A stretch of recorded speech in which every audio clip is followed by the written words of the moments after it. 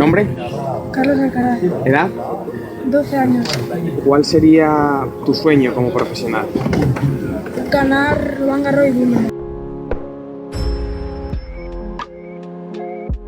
I want to be Carlos Alcaraz, and all the crowd, all the people, they are thinking about Carlos Alcaraz.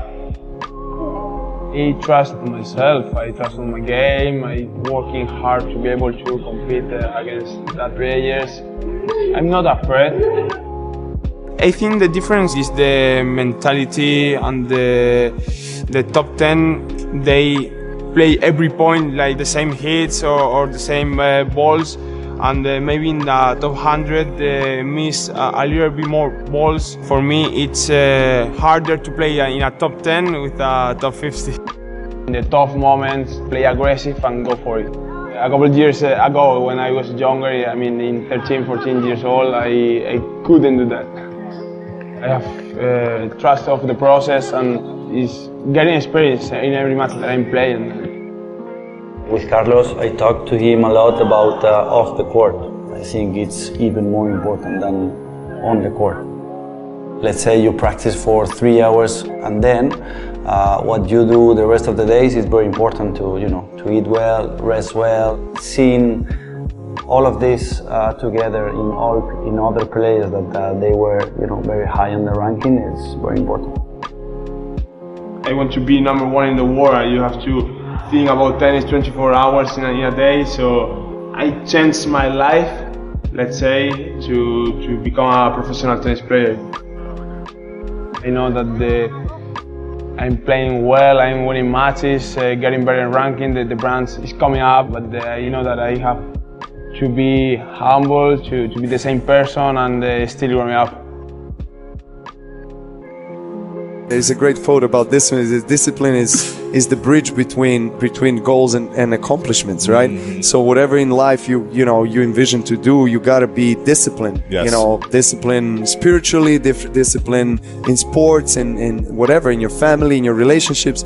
So very early, I think, and my parents and my tennis mother, Jannik Sinner, they've deeply ingrained that discipline in me. And then I knew, already 7, 8, I was like, okay, this is what I'm going to do for the rest of my life. I was really fortunate to be surrounded with some amazing people that are experts, in tennis and sports, but also psychology and how to manage, young people and actually steer the early childhood development in the right way. One of them was Jannik Sinner. She passed away 10 years ago, and I like to call her my tennis mother, and she taught me that it's important always to have a goal in life and to have clarity, because goal brings clarity, and clarity brings discipline and right attitude and perseverance and resilience.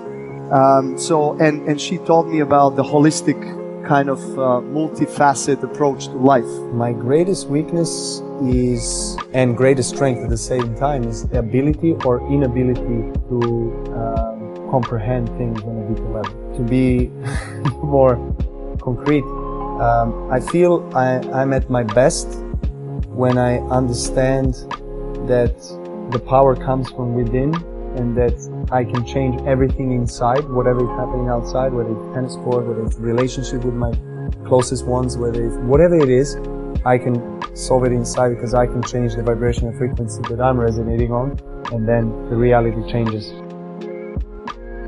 From outside I don't seem so emotional, but I am emotional. When I have a tough moment, sometimes I cannot hold it back. When I was 13 and a half, I chose to become a tennis player. I made a difficult choice to go to this place to practice. It's around 6.5, 7 hours drive. So I had to leave my parents, my friends, my brother, my other 2 sports, everything I left back home.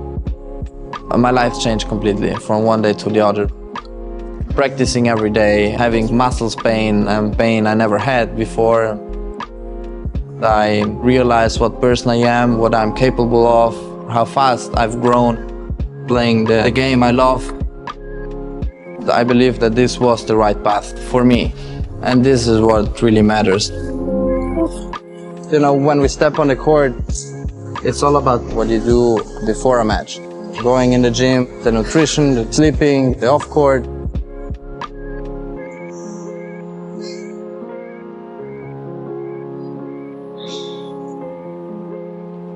It's very important to get to know yourself as much as you can, and I'm getting to know my mind and my body much more, and every year I know myself better, and I think this gives me then confidence, hopefully, to play some good tennis.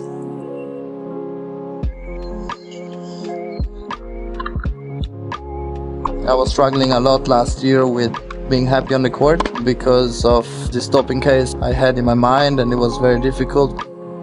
And in this last period, I did other things. So I spent time with my family, with my friends. I believe if you're happy off the court and then on the court, it's easier to play. I feel like it's a new me coming back.